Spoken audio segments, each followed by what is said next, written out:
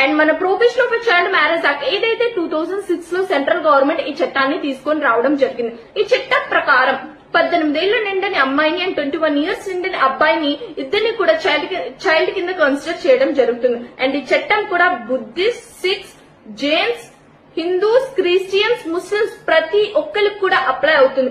ఈ చట్టం ప్రకారం పెళ్లి జరిపించిన అంటే చైల్డ్ మ్యారేజ్ కి డైరెక్షన్ ఇచ్చిన, ప్రోత్సహించిన లేదా చైల్డ్ మ్యారేజ్ కి అటెండ్ అయిన ప్రతి ఒక్కరిని కూడా నిందితులుగానే కన్సిడర్ చేయడం జరుగుతుంది. అండ్ వాళ్ళకి పనిష్మెంట్ కూడా 2 years పాటు జైలు శిక్ష లేదంటే 1 lakh rupees అనేది వాళ్ళు పే చేయాల్సి ఉంటుంది యాజ్ ఎ ఫైన్, లేదంటే 2 విధించబడతాయి.